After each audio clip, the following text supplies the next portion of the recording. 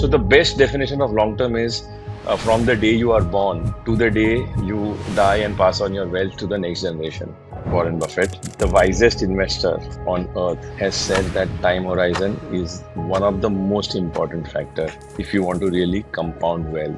If you want to be a successful investor, you have to do the opposite of what everyone else is doing. It is very, very important. If you do what everyone else is doing, most likely you will earn the average returns. I believe in a concept called birthday SIP. Register your SIPs or SIPs for your family members on the date on which it is their birthday or your birthday.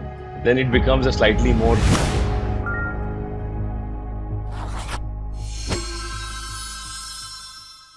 Hello and welcome to the first episode of our new podcast series. For years, we have been helping investors make smarter investing decisions. But along the way, we have realized something. Real investing success is not just about picking the right product, it's about understanding the ideas behind your decisions, your beliefs about risks, returns, time, and even how the world works. This podcast is about exploring those ideas, not what to buy, not where the market is headed, but how great investors think. And there's no one better to have this conversation with than Kalpen Parekh, MD and CEO of DSP Mutual Fund. Kalpen is widely respected as one of the most thoughtful and transparent voices in the Indian investing world. He has consistently challenged the way the industry communicates and has championed more clarity, empathy, and honesty in conversations with investors. So, before we begin, let's start with something I really enjoy asking. What's one small thing you are grateful for today? good health, good family, good colleagues, great organization that I represent, a big opportunity to help investors achieve their financial goals, and the credibility that my company has, which makes you want to talk to me. These are things that I'm grateful about today and every day. Yeah, much appreciated. All right, so now let's start with something almost every investor has heard. Mutual funds are for the long term. It sounds right because we all know compounding needs time. But what exactly is long term in your view? Is 5 years enough or does it need to be 10, 15, or even more? And does simply staying invested without ever reviewing your portfolio actually work? Or is there more to long term than just buying and holding? You're asking too many questions in one question, but I'll still try to answer. The richest man on earth, in terms of a fund manager, is Warren Buffett, and I think he's 95. And he started investing at the age of 11. And he said that I repent, I started 11 years late. So the wisest investor on earth has said that time horizon is one of the most important factor if you want to really compound wealth.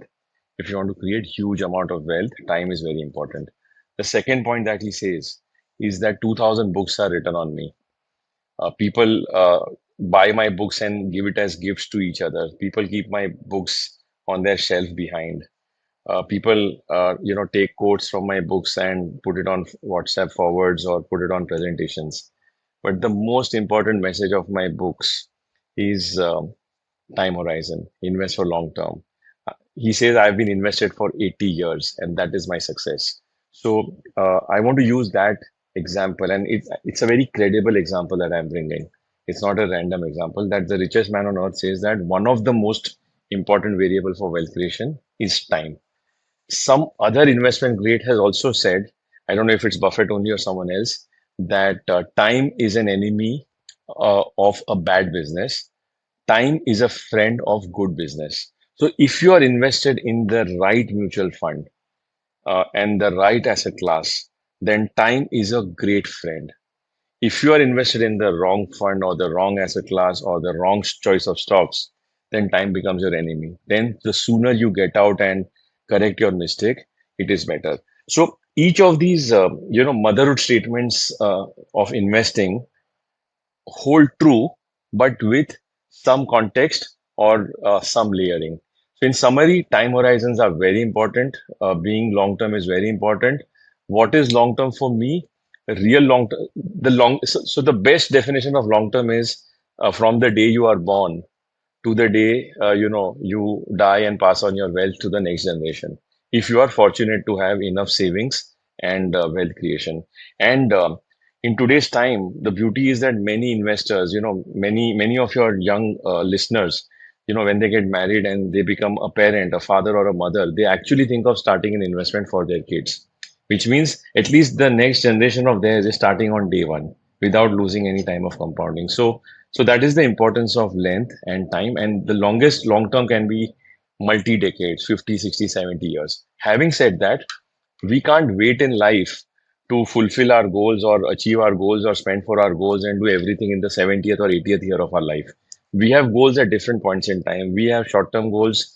I have to go to for a vacation 1 month down the line. I have to think about my son's education 3 4 years down the line. My retirement, if I have to think, it will be 20 years down the line. So different goals have different time horizons. So there is no single time horizon as the right time horizon. It's a function of your goals. It's a function of your cash flows and ability to save. And when are you needing your goals? Absolutely. So, no custom made answer for what long term is. All right. So, now building on that, let's talk about something most investors seem to absolutely love: SIPs. Another really popular belief I keep hearing is that SIP is the answer to everything, whether it's planning for retirement, saving for a child's education, or building wealth in general. SIP almost feels like the magic bullet. But is it really that? Does blindly doing SIPs always work? What do you think? Let me reframe it differently. What choice do you have if not an SIP? Most of us receive our cash flows monthly. So SIP is not a medicine for all problems, but SIP is the closest efficient way to deploy the cash flows you and I receive, because we most of us are salaried employees. Most of us don't get lumpy cash flows as our income. We mostly get it through salaries. Salaries come monthly, and hence the act of buying units also should be monthly. What does an SIP do? It is an automated process which ensures that money doesn't remain idle in your bank account once you receive your salary, and it automatically gets invested irrespective of whether you are busy or free to take an investment decision. So SIP is in a way a very automated way of investing, which is uh, seamless, which is efficient operationally. You don't have to keep transacting every month. One time you register an SIP, and every month the SIP will happen. Second point, SIP is a great friend of right behaving principles in investing, and again an enemy of wrong principles. So as human beings, generally we like to invest more when NAVs are high, and as human beings we actually invest less when NAVs are less. Last 3 months, markets were down, number of SIPs have slowed down. So people react to falling NAVs. Actually, what does an SIP do? Independent of how we feel, every month it will just go and buy units. Um, I believe in a concept called birthday SIP, and through this interaction, I want to tell all your viewers to register your SIPs or SIPs for your family members on the date on which it is their birthday or your birthday. Then it becomes a slightly more connected feeling with that SIP. So my date of birth is 28th of July. So every 20th of the month, a certain amount from my portfolio goes into my multi-asset from my bank account goes into my multi-asset fund. It's my monthly SIP. For my son, it is 10th of every month because that's his date of birth.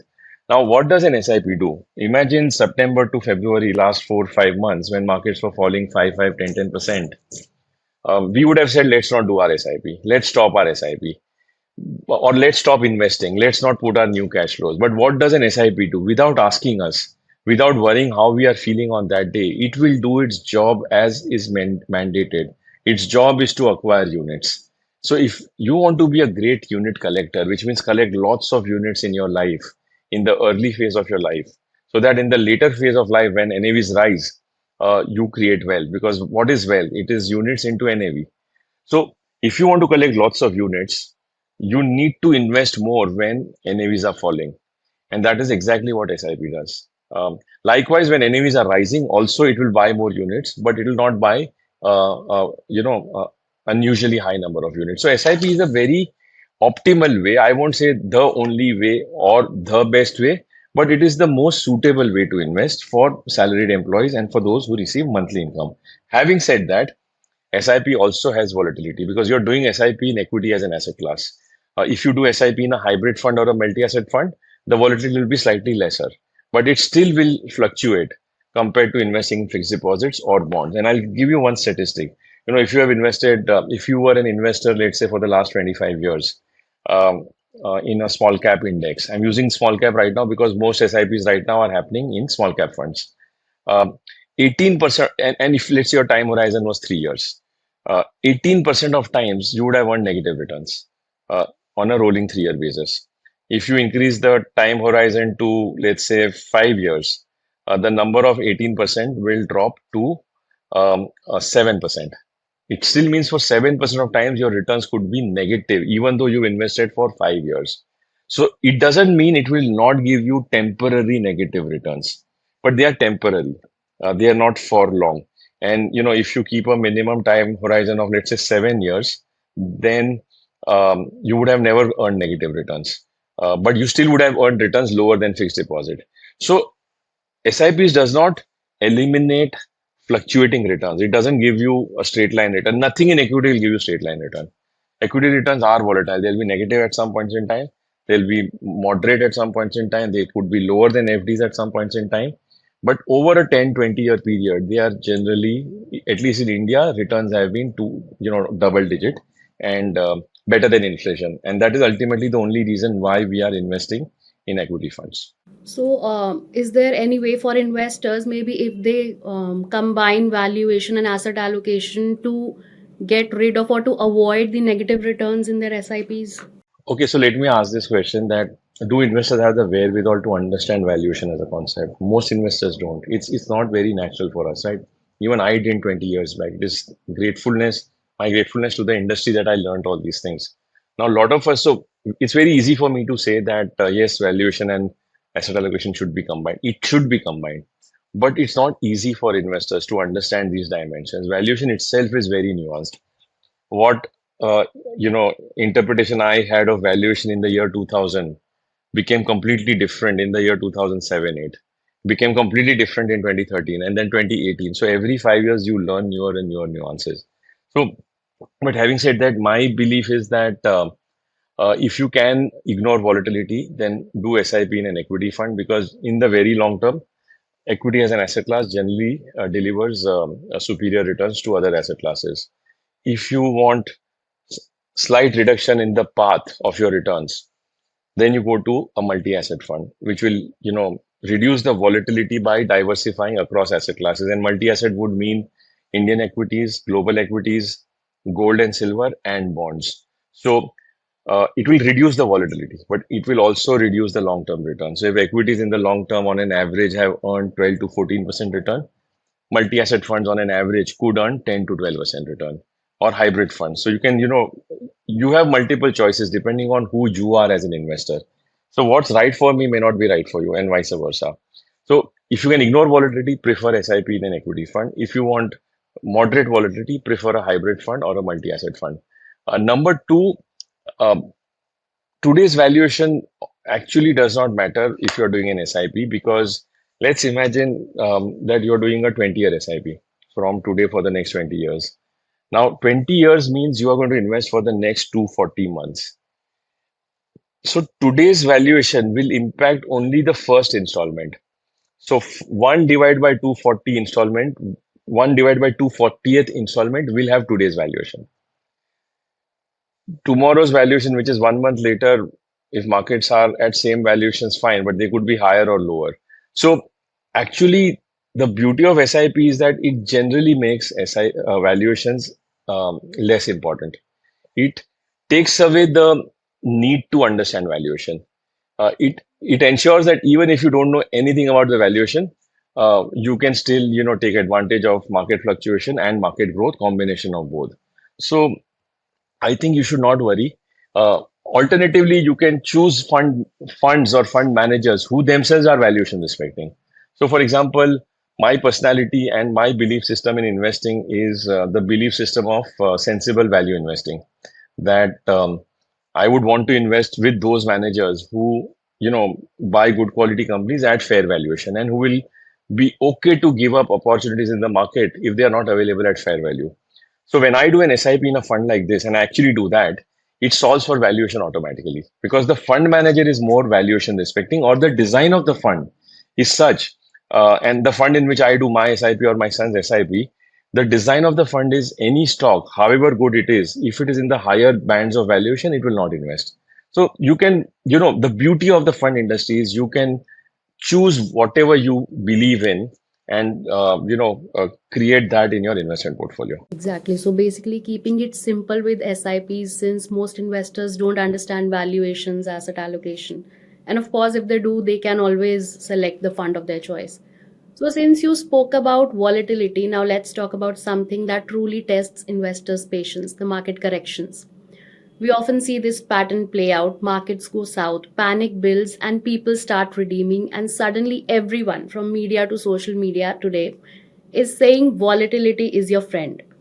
But is it really that simple? What if someone is just 2 or 3 years away from needing that money? They wouldn't know if they are going to get 8% or 20% returns in that window. Differently, if your time horizon is only 2 to 3 years, you should never be in equities. My approach of investing in anything, whether it is equities or bonds or gold or global stocks, what I look for is what is the likely long-term return, median return. I don't look for the highest return because highest return, is earned only by two people: someone who's very lucky or someone who's really brilliant. Someone who has been investing for long but now is nearing his or her goal. Maybe he wants that money next 2 to 3 years. So you don't stay in that asset class where you believe the risk is high, that it can curtail your goal or it can derail your goal.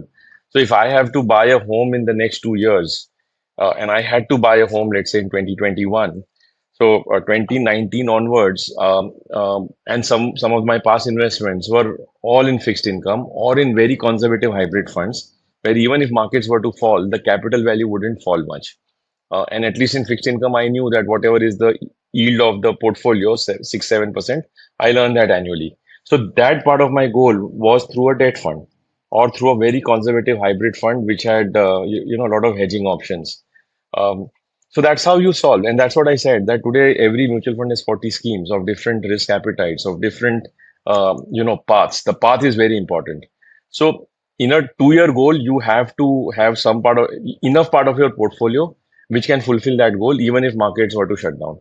If stock markets had to shut down on that day when you have to go and pay your money or your stamp duty for your flat, you should have enough liquidity. So I think that's very universal, and that's an important point for investors to know that your portfolio allocation or asset allocation should be designed to what your goal and time horizon of that goal is. So anything less than 3 to 5 years, normally my bias is to invest in a debt fund, arbitrage fund, or a hybrid fund. Anything which is 5 years and above, I would go for an equity fund. Um, Anything which is 5 years and above in today's expensive markets, I would prefer again a hybrid or a multi-asset fund. But if I have very long-term money like 7 or 10 years, then only I will look at equity. So short-term goals, choose safer products. Do not touch equity. Very clear. Doesn't matter that there is a strong view of markets going up. Last 1 year return is great. Next 1 year return could be great. It is irrelevant because your goal will not wait for markets to recover. So, for long term investors, what do you have to say upon this statement? Volatility is your friend. It is a friend. Truly, it is a friend. So if you like something at 200 rupees, if you get it at 150 or 100, why not? It is a very important principle of value investing or sensible investing. Uh, iPhone latest version is generally always launched at 1 lakh rupee. And just 9 months down the line, when people are anticipating the next version, that same iPhone is then available at 50 or 75,000 rupees. So for someone who is not very fixated about the latest features, but is okay with one edition, lesser or one edition earlier choice and getting it at a 40-50% discount, it's a great way to, buy an iPhone. The same should apply for investing. I think it's a no-brainer that if you are a long-term investor and if your underlying asset class is good, see if your asset class has deteriorated, its operating metrics have deteriorated, and the stock has fallen and it has deservingly fallen, then this statement does not hold true. But if you have done your homework right, that this fund is good for you for the next 10 years, then if it is cheaper 1 year down the line, you should definitely invest more. So, for long term investors, they have basically two options: invest on dips or increase the SIP amount. Which one do you think is a better solution? See, again, let me say that this whole concept of SIP is cash flow issue. So if you have cash flow on a day when market has fallen, either through your monthly salary, you can see when you increase your SIP amount, then you have to do it every month, right? You can't keep changing. So my approach is I have a fixed SIP every month, and if sometime in a year there is a sharp 20% correction, most of my money is in my hybrid funds where they themselves will reduce debt and add to equity.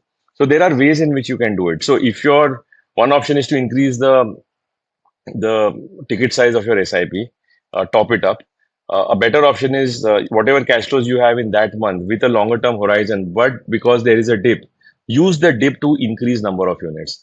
So I had this big tube light moment in 2008 when I was reading, one paragraph in the Intelligent Investor where Ben Graham said that if you are going to be a consumer of burgers, would you want bread price, wheat prices, or prices of potatoes to go up or go down? And my answer is obviously go down. Uh, so then he says that if you are going to be a consumer of anything, you would want it to be cheaper, not expensive. Apply the same principle in long-term investing. If you are going to be a consumer of units, we are all consumer of units in the first phase of our life. In that phase, ideally, you should celebrate falling prices. Ideally, you should celebrate falling NAVs. Unfortunately, most of us do the opposite. We get more excited when prices rise.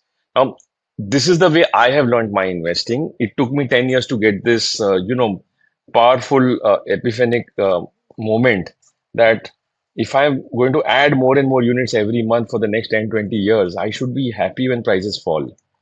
Uh, on TV channels, people should cut a cake or, let balloons fly when there are corrections in the market, not when markets hit all time high. So if you want to be a successful investor, you have to do the opposite of what everyone else is doing. It is very, very important. If you do what everyone else is doing, most likely you will earn the average returns or even at times below average returns. All right. So now let's touch upon another big assumption that many investors walk in with. There's this strong obsession with 12% returns. A lot of new investors seem to believe that if they invest in equities for the long term, they're almost guaranteed 12% returns. In fact, they buffer and they start expecting higher returns. So, where did this belief even come from, and is it actually okay to expect this? See, over last 30 years, the median return of Indian stock markets has been around 12%. Or even, if you had invested uh, 10 years back, 20 years back, or 30 years back, the returns have been in the range of 10% to 14%. So while the median is closer to 12, if you invested on a very wrong day in a bubble in 2007 and 8, uh, for the first 5 years, returns were zero. For the first 18 months, returns were negative 30, 40%. So what investors should know is that even if you will eventually earn 12% if you stay invested for the whole length, the path is not 12%. The path is an average of multiple return points, which will come to 12. An average is not what you earn. You earn what you get basis start NAV and end NAV. But at large, if your holding periods are 10 years and above, if you do all the historical number crunching, it comes closer to 12%. That's one way in which this 12% has become very popular. And there are two, three other ways to think about it. Normally, long-term returns of any economy has been the the growth rate of the economy plus some inflation. So, our economy used to grow at 8% 15 years back, 8 to 9%, and another 4 5% was inflation. So 9 plus 5 was 14. And most of us have earned 14% return. Some of us have earned 16% because if you bought when market valuations were cheap, you earn higher than the potential of the economy. Now, in recent times, in the last 5 10 years, our growth rates have moderated from 8% to let's say 7%. And inflation from 6%, 5% has come down to 4%. So 7 plus 4 also comes closer to 11. So, whichever way you do your maths, generally the number comes in the range of 10 to 12%. I personally budget for 10% in terms of long-term returns, more so today because generally valuations are on the higher side. So if you buy markets at higher than fair value, you will earn lower than median returns of the market. If you invest in markets when valuations are lower than fair value, you will earn higher than the median returns that the markets have given in the last 20 years. So investing in panic earns you higher than past returns. Investing in bubbles or euphoric periods earns you lower than past returns. This is a crude framework. It works 70-80% of time. There are times when it will not work. Nothing works permanently, but these things work most points in time. So that's the reason why 12% comes. But having said that, you know, let me explain this very simply that markets move in three directions. It gives you three experiences. There are enough periods of time when your returns can be negative. Most of us have not seen that in the last 5 years. So maybe what I'm saying will not relate. You will not be able to relate with that, or you will say that okay, ठीक है, negative जब होगा तब देखा जाएगा. अभी तो नहीं हुआ है. But there are enough periods. 30% of times on a rolling 3 to 5 year basis, returns are negative. 25-30% of times. 25-30% of times markets are sideways or they earn returns which are slightly less than fixed income also. Again, you will not feel very excited in such periods because then you'll say agar debt ka return banana hai, why invest in equity? And then there are 40 to 50% of times balance time when markets give very high returns. Those returns could be 12, 14, 18, even 30 or 40% return depending on when you started. If you start in a low cycle, the next 3 to 5 year returns are very high. So you will always in a long period of 20-30 years encounter these three phases. If you are aware in advance, then you will not repent or regret when you encounter those phases. You will be able to navigate through it more, smoothly than otherwise. Or at least you can decide that if I can't digest such phases, let me stick to a hybrid fund or an asset allocation fund. So being aware of these three phases of market is very important. Today we are in the rising market phase, at least in the last 5 years, which is why a lot of us undermine or do not respect or value those other two phases, which a lot of us have not experienced. But just be aware that you will go through such experiences, and in such phases is where the value of SIP overtakes. The value of SIP really shines because in such phases you'll keep acquiring more units. So one hack that I have over time developed is to look at my number of units in my account statement, not the NAV. So if my number of units are rising, I feel very good. But when will number of units rise when NAV is falling? So if I see the NAV, I'll feel very sad. But the opposite of that is rising units. So something is rising. So there is a bull market always in markets. It is a bull market either in NAV, you should be happy, or the bull market is in number of units. That time also you should be happy. So I think that's the way you should think about it. Be aware of the realities of market. Be real about markets. Don't be obsessed about just high return and one direction. You will also get periods of struggle and pain. We have got them in the last 5-6 years, but they've been very short-lived. Within 3, 4, 5 months, markets have bounced back. But there will be phases of disappointment. Your real test or our real test as investors will be how we behave in those phases of disappointment. So let's move to something that almost all of us do, consciously or unconsciously, when choosing mutual funds. The first thing most investors look at while selecting a fund is past returns. If a fund gave 25%, 30%, or even 40% in recent years, we assume it will continue to do well. But then comes the disclaimer: past performance does not guarantee future returns. Is that really true? Because why does the industry still sell funds then by using 5 year or 7 year CAGR returns? How should investors actually look at these returns? There is no concept of best performing fund. What was best in the last 5 years may not be the best in the next 5 years. So we all know these things, and hence we have to find better ways to educate our investors to set the right expectation because the investor will grow his wealth only if we guide them responsibly of the cycles of investing. Completely agree with you that if something has earned 30-40% in the last 5 years, unlikely it will do the same in the next 5 years because the most powerful iron law of investing is mean reversion. What rises up much higher than its potential also rises down or falls down. And what falls down a lot more than its fair value also recovers back. So there are these cycles of rising and falling market, which is what I highlighted in my earlier point of three phases of the market. And we do make a lot of attempt. We do try a lot of education to say that don't chase past returns, don't look for five-star funds. Instead, be a five-star investor, and make yourself a better investor. Look for long-term returns. We, in fact, were the first mutual fund to to start showing on our mobile app the worst return and the median return. We made that first shift in the entire industry to actually show the worst case returns. That if you had chosen DSP small cap fund or DSP large cap fund or XYZ fund, in its history, if your horizon was XYZ years, what was the worst return you have earned? How When would that have, sorry, but how would that have helped the worst return? It How would helps, that right? have helped the Because investor? let's say today, and I'll give you an example that let's say you're coming in 2014 to invest in 2017. In 2017, there was a mega rally in small cap and micro cap between 2013 to 17, and returns were 40% CAGR in the last 4 years. So now, when I'm coming to invest, if I look at my current returns, which are actually the highest returns earned in the history of that fund in the last 4 years, I will get anchor to 40% and I'll anchor 40 and I'll get greedy for 40. But at that moment, if I show my worst case return in the same fund on a rolling 4 year basis has been -3 also, it will tell the investor that there is a range of -3 to +40.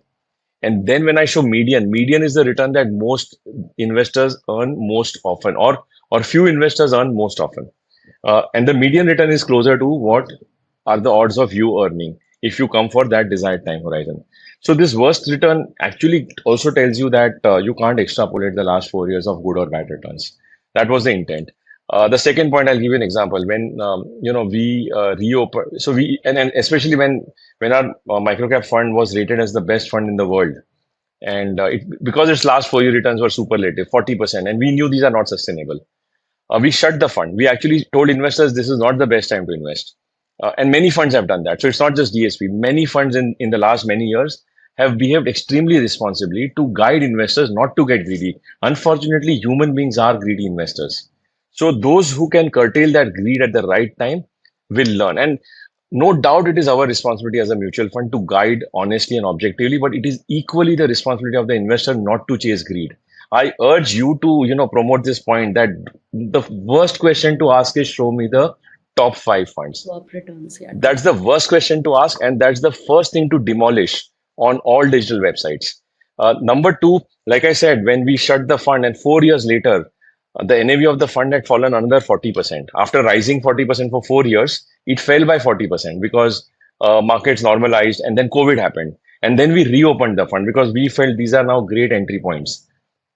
The first ad we released was -67% in red color. And we said that, this fund in its history, its worst annual return has been -67%. That's the nature of small cap investing. That's the nature of volatility in small cap investing or in equity investing. Small cap fell 67, large cap would have fallen 50. But both can fall so much temporarily. These are temporary corrections. Eventually you will, recover. But are you aware of that? Otherwise, you will just romanticize investing and come with wrong expectations. So I think it's a very important question you're highlighting. Stocks have volatility, returns have volatility, returns fluctuate, they are never linear. Linear returns are available in fixed deposit and savings account, but then you will earn 4, 5, 6% return.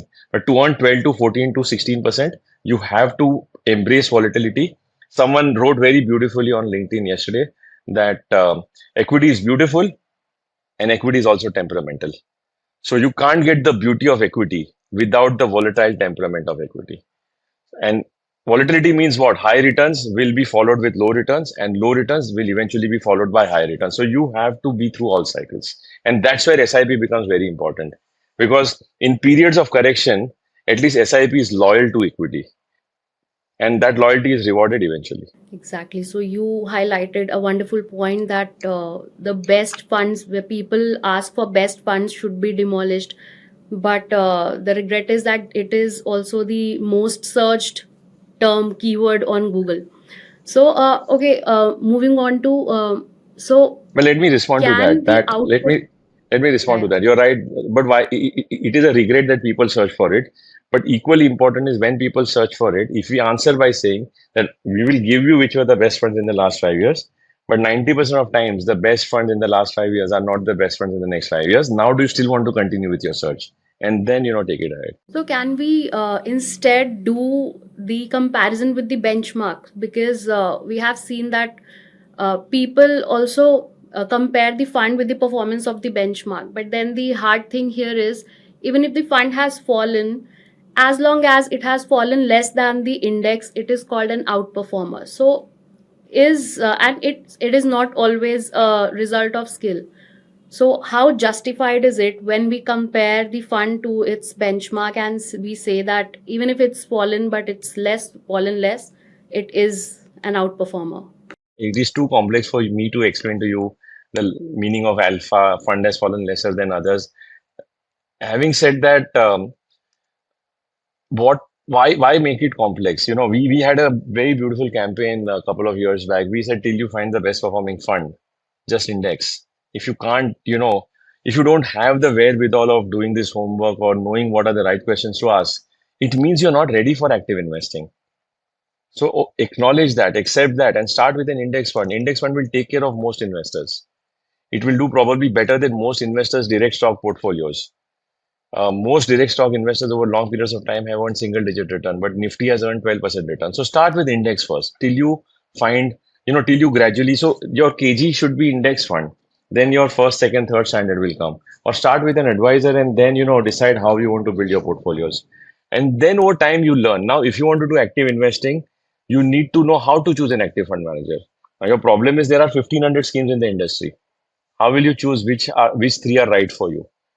And that is not easy. It needs luck. It needs skill to even identify a good fund manager. And I don't know how to help you with an answer to this question, but how would I do what I do? And thankfully I have been in the industry. I understand cycles. I understand styles. I understand which manager is sticking to style purity. I understand various factors which contribute. So investors need to learn some of these things. And today, thankfully, education that you do and many people like you do, people can learn from that. But what I look for is I look for a fund manager's ideology in the first place. I look for whether he communicates his ideology transparently or not.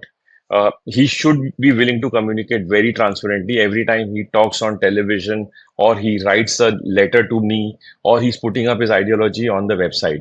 If a fund manager is not putting up his ideology, then it becomes difficult for me to know how is his approach of investing. Second is if the ideology is there, is he sticking to that ideology? Is he consistent with it? Is he a prudent fund manager? Is he guarded at different points in time or is he one-sided bullish at all points in time? So these are signals that I look for when I do my investing. And I'm not saying this is the only way, but this is my approach.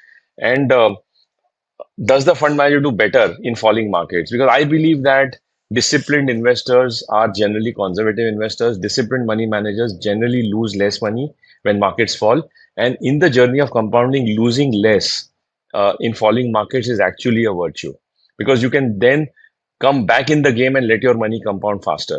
But if you lose a lot more, then you are out of the game. So I like managers who generally, fall less in big corrections. Small corrections doesn't matter, but in big corrections, if you lose less, for me it's a virtue.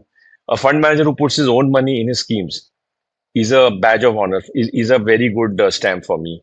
And then, of course, I read their interviews, I read their ideology. But remember, I'm interested in all these things, hence I do. But a common investor may not have time, bandwidth, ability to understand, and which is why start with an index fund or choose four flexi cap funds. Just diversify across four flexi cap funds and give it a minimum 5 7 year time horizon. Don't keep jumping from one to other. Give it minimum 7 years. Funds will go through their cycles, but thankfully, if you have chosen four funds of slightly different styles, if one doesn't do well, the second will do well. When the second doesn't do well, the first will start doing well. So you have to build a team, and you have to build a team of diverse players. A player who is good at defense, a player who is good at stroke play, a player who is good at you know bowling well, one wicket keeper, one spinner, one fast bowler. You have to build a portfolio of diversity till you learn to figure out this is the style or the manager which suits me the most, and hence now let me overweight and give more money to such a manager. So any easier way for our viewers, for retail investors, to evaluate such funds? I wish I could answer that. Trust me, I don't know if there's an easier way. Or, let's say if ET Money is doing its own research and selecting the right funds, then that's another way to say, okay, ET Money has, given a stamp of approval on these fund managers by looking at their track records, looking at their ideology, looking at their, riskiness at different points in time. Is one way to learn, but there's no easy way. This comes with time and this will come with experience, but there's no alternative to learning about investing. There's no alternative to learning about styles, fund managers. or let me try one more attempt. The easy way is to look at very long-term track records. What is the 10-year track record? In 10 years, has the fund generated better than benchmark? Tick mark. Great. In 10 years, there are 2 or 3 years of very sharp corrections. Like 2008 was a sharp correction. COVID was a sharp correction. In such sharp corrections, did the fund fall lesser than the index? Yes, tick mark. So if these two tick marks are there, then is the fund manager generally sensible in his conversations, in his interviews? Is he balanced in his views?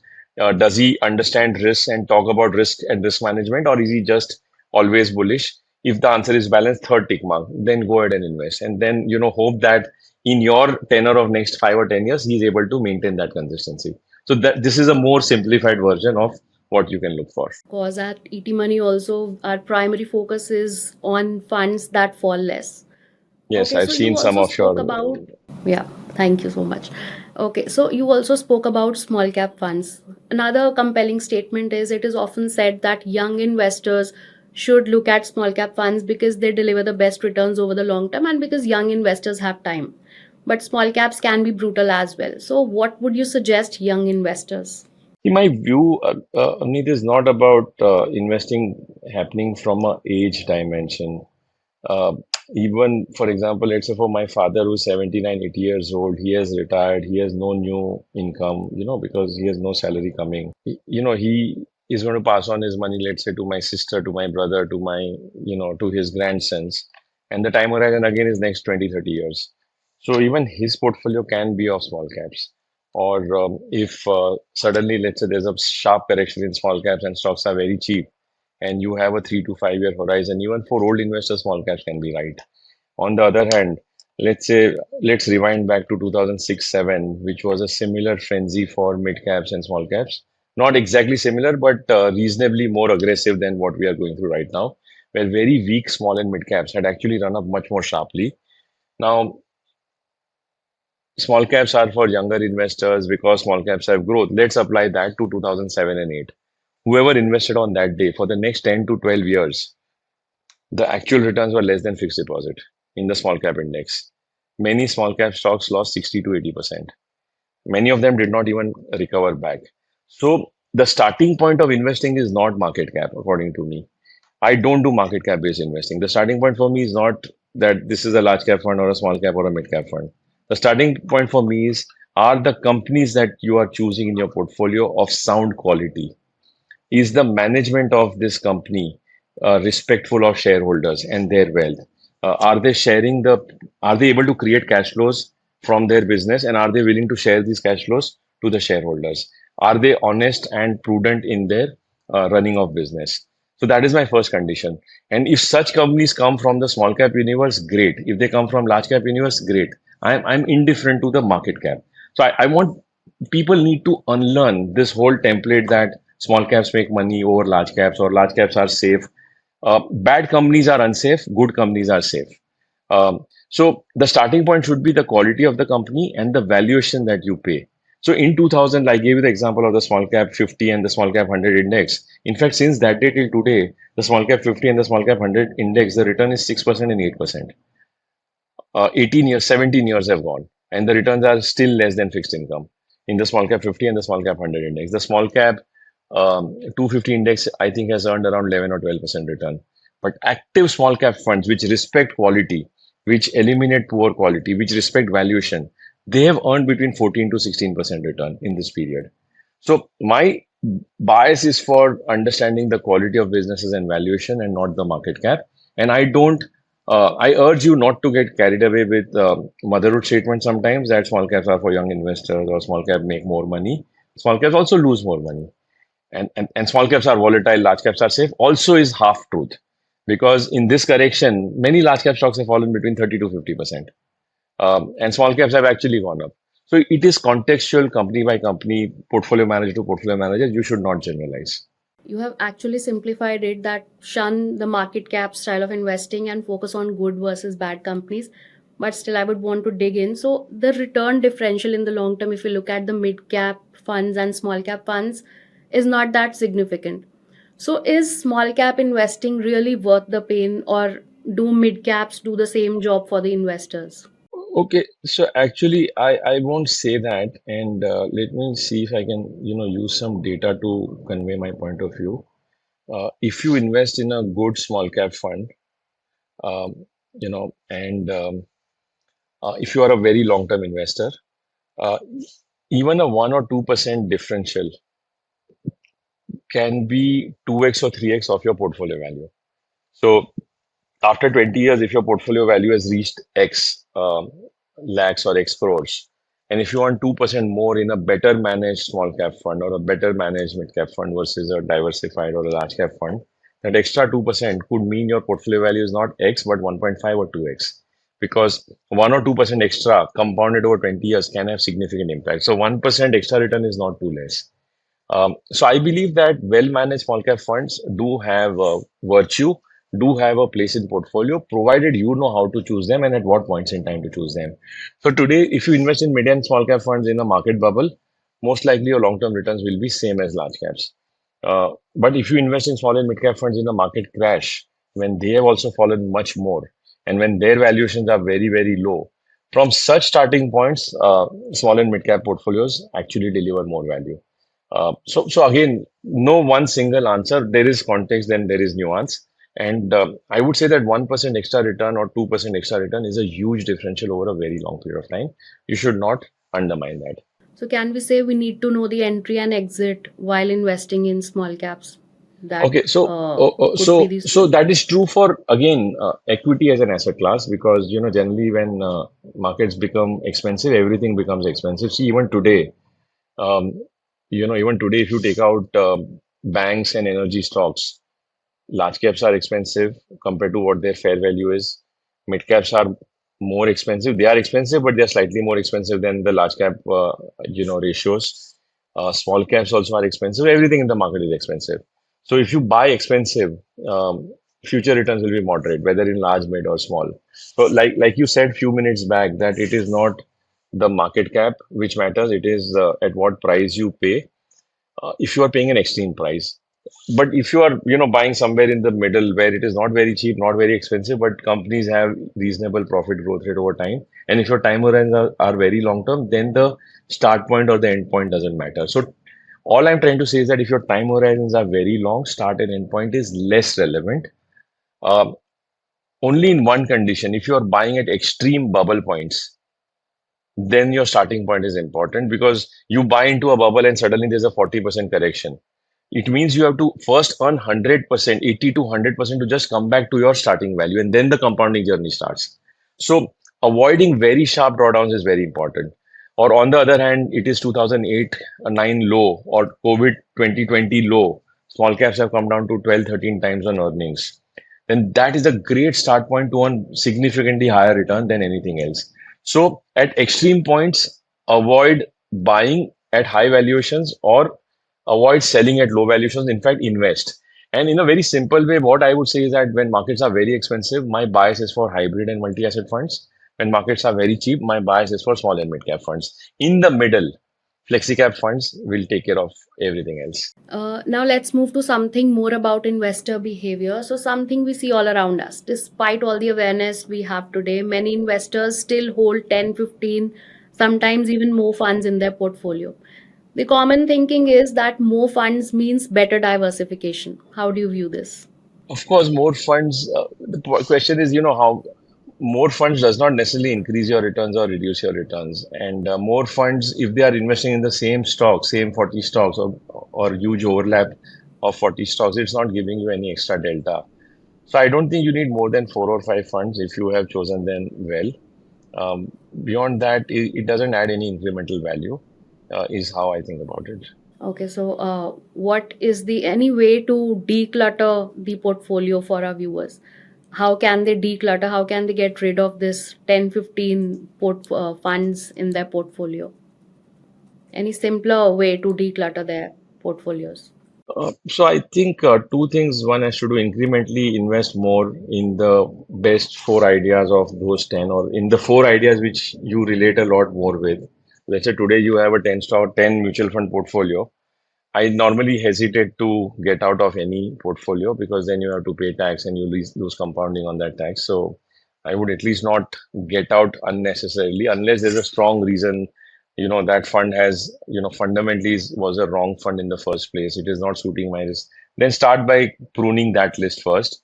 And the second thing is incrementally add in the four funds of your choice with the principles that I mentioned some time back, that the fund manager is sound, his principles are sound, his long-term track record is good. In periods of correction, he does well. So if you have narrowed down that, okay, in this dimension, if these five funds make more sense, then incrementally all your new money allocate to those five funds. So the percentage weights to those five funds will automatically increase, and then the tail will not matter over a period of time. Um, I generally don't like to get out unless I know that this is a fundamentally wrong fund. I should have never invested in the first place. But if you find something like that in your ten fund portfolio, then start pruning accordingly. Okay, so basically evaluate the funds again and then start pruning if Yeah, the only if they ideology don't, does not.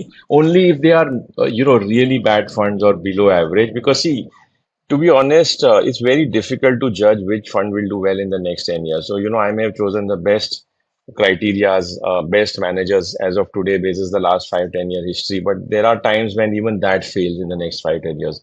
Investing is a very fuzzy and uncertain domain where some things are unpredictable. Who is going to be the best fund manager is unpredictable. Which scheme is going to be the best in my next 10, 20, 30 years is unpredictable. Also, in next 20, 30 years, there are times the same fund manager may or may not be there. He may move, someone else will come, he will add value or not add value. These are challenges, which is why a lot of people have hence advocated index investing, that you don't have to worry about these things. One index and you're sorted is one approach. But that approach Right. has one flip side, that you lose alpha. You lose that 1 or 2% alpha. You lose the probability of alpha because there are many funds which will not give alpha, and there are few funds which will give alpha. So if you have the confidence of choosing the right fund managers to earn that alpha, you should be in active funds. If you are not confident, stick to an index fund. Even that's not wrong. So I believe in investing, investors should not try to maximize outcomes. Investors should try to optimize outcomes around probabilities. That what type of an outcome has higher odds and probabilities in its favor, build a portfolio for that, rather than build a portfolio for identifying the best performing fund as of today and hoping that will be the best fund for the next 10 years. That is a very low outcome probability, very low probability outcome. You may get it right, but a very low probability. So I think these are very important nuances investors should learn. And I know your next question will be simplify this more, but there is no better way to simplify this. All right. Okay. So, all right. So now let's touch upon something that's getting a lot of buzz lately: factor investing. There's this dramatic statement I keep hearing: factor funds are like passive funds on steroids. Some people also point to the US experience and say that factor investing has not really worked that well in developed markets where it has been around for decades. What's the right way for investors to think about factor funds in India? Should they approach them with caution or curiosity? What do you have to say? The moment you give choices, investors start getting distracted. So it's unfair for us to, say that why are they distracted? Because we are one of the causes to add to their distraction. Let me say that factor funds have their space only for investors who understand factors, who understand cycles of factors. See, no factor may work perennially or perpetually. There are periods when the size factor does very well, which is, small caps do better than large caps. There are periods when the quality factor does very well. There are five-year periods when the value factor does well and also not do well. There are periods when momentum does extremely well. And then there are periods where they lose all the gains they have made. If you can predict them, by all means choose the right factors and time them. If you can't time them, just ignore them. Don't get confused. You don't have to invest in every fund. You don't have to worry about every fund. As long as your choice of funds is helping you achieve your goals of, compounding at a reasonable rate, it's not necessary that you have to worry about some other fund which did better in that phase, because something will always do better in that phase. When we were studying in schools, in our school or college, only one guy used to get rank one. Ev- Everyone else would get rank 2, 3, 4, 5, 50, right? So in investing also, that is going to be a reality. Only one fund will be the best fund, and ironically, it won't be always. That same rank fund one would be rank 100. At least in school or college, that type of volatility of rank was not there. The good guys would remain good guys. In factors, in styles, in funds, it doesn't work that way. One can go down to 50 or 100, 100 can come back to one. There's no way you or I can predict. I have no way to find that out. So avoid is my simple point. Unless you understand, unless you have done your homework, unless you know how factor cycles work, unless you know what are these factors in the first place. So what is the need to know so many things? I would say that do a great job in your careers, in your jobs, learn a lot about how to increase your salaries, save more, choose reasonable funds, and then forget. Don't get confused with too many choices. So basically, don't get into the FOMO thing here for factor funds Or if for you don't anything for that understand the matter, topic. or for anything. Whatever you don't understand, don't do it. It's as simple as that, right? If you don't know driving, even if there are 10 cars in front of you, you're not going to go and sit in a car and just start and, drive it. Or if in a, multiplex, if there are five movies of five different languages, you'll go to the one where the language is something you'll understand. You'll not go to the four others, even if it's a great movie, but you don't understand that language. So generally, the sound principles of life, do what you understand. Don't be too greedy.